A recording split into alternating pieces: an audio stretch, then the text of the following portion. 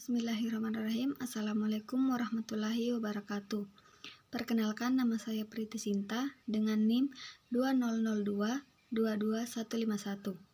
Baik, di sini saya akan menjelaskan mengenai jawaban dari tugas MIT yang diberikan.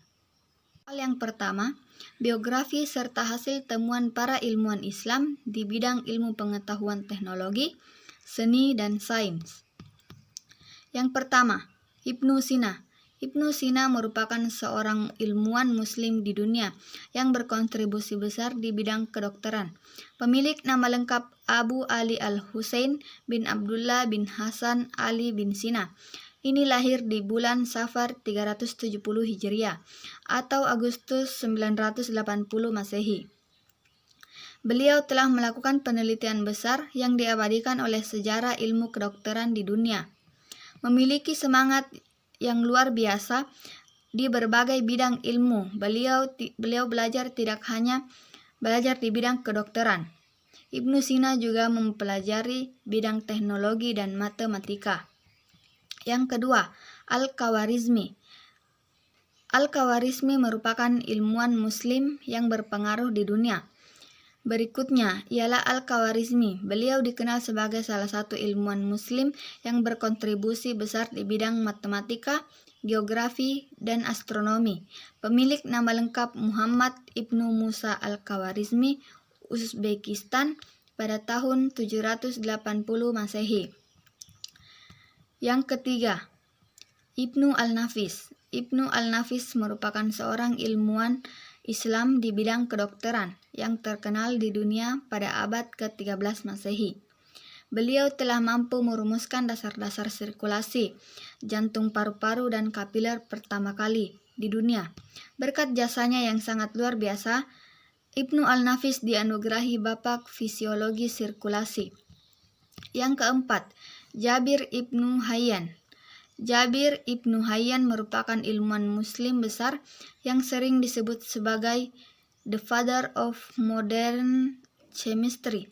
Beliau seorang ahli di bidang kimia, fisika, farmasi yang telah mengubah persepsi tentang berbagai kejadian alam yang pada saat itu dianggap sebagai sesuatu yang tidak dapat diprediksi.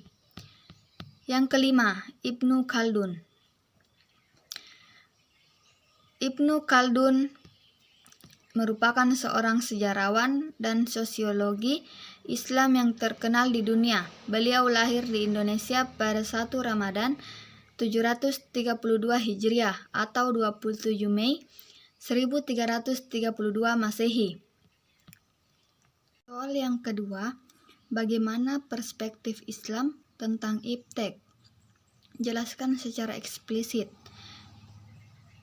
Umat Islam boleh memanfaatkan iptek jika telah dihalalkan oleh syariat Islam. Sebaliknya, jika suatu aspek iptek dan telah diharamkan oleh syariat, maka tidak boleh umat Islam memanfaatkannya, walaupun menghasilkan manfaat sesaat, memenuhi kebutuhan manusia. Ayat Al-Quran yang menjadi landasan iptek lain, Quran Surah Ar-Rum ayat 22, yang artinya, dan di antara tanda-tanda kebesarannya ialah penciptaan langit dan bumi, perbedaan bahasamu dan warna kulitmu.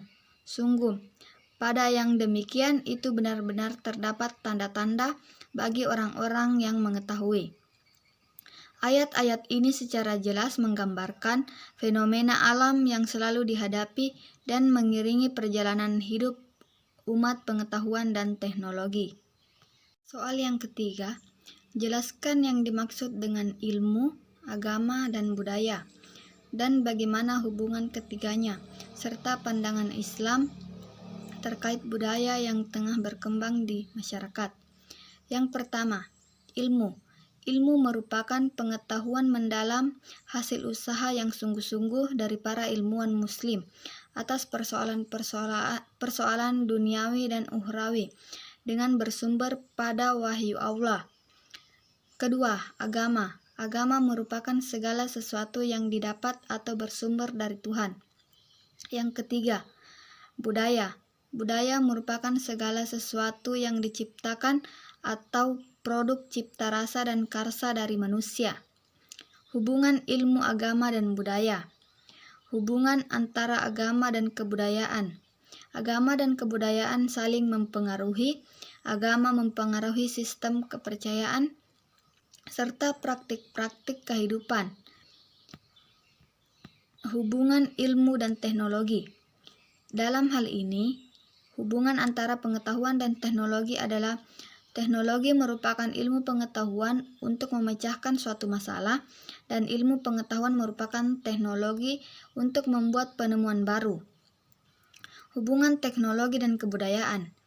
Pada dasarnya, teknologi yang ada saat ini ada karena suatu budaya yang telah ada sejak lama.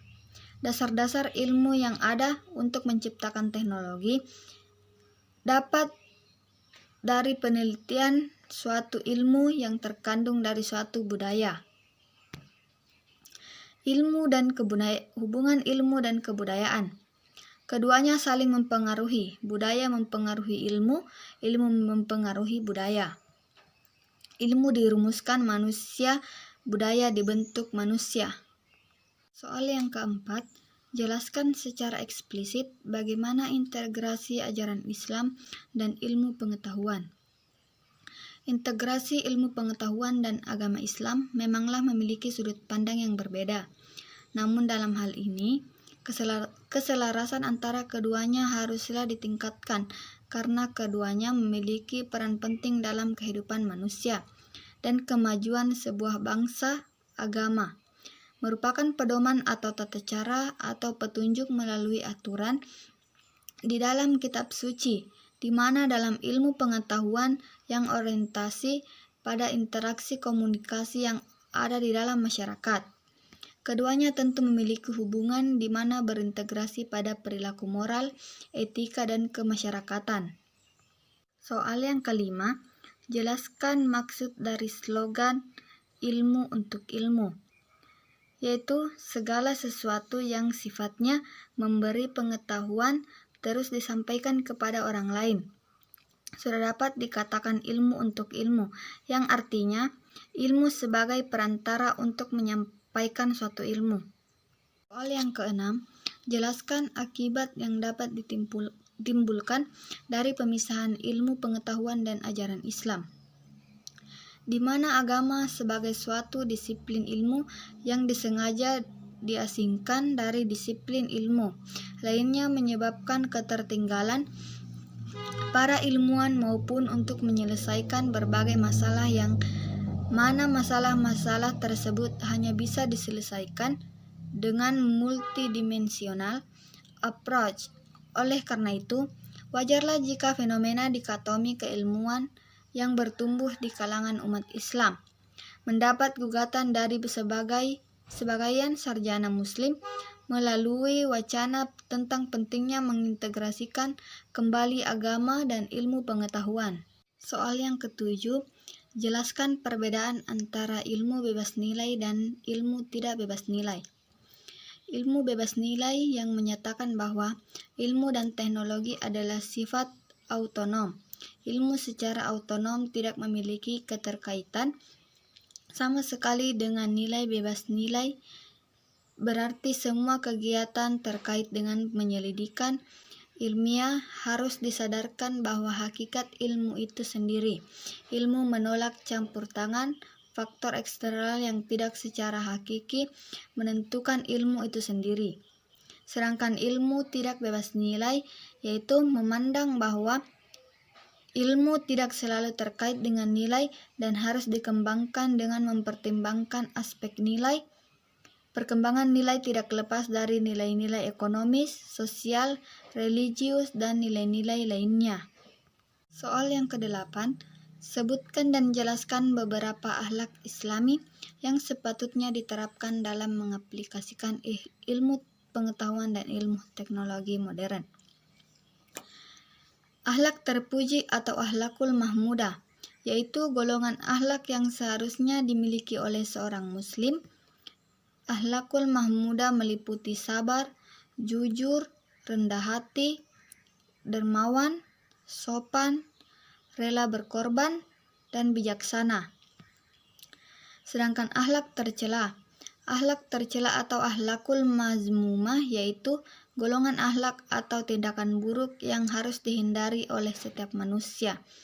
Akhlak mazmumah ini harus dijauhi karena dapat mudarat bagi diri sendiri maupun orang lain. Soal ke-9, apa yang dimaksud dengan ayat kauliyah dan kauniyah? Sebutkan contoh dan interkoneksi dalam memahami keduanya.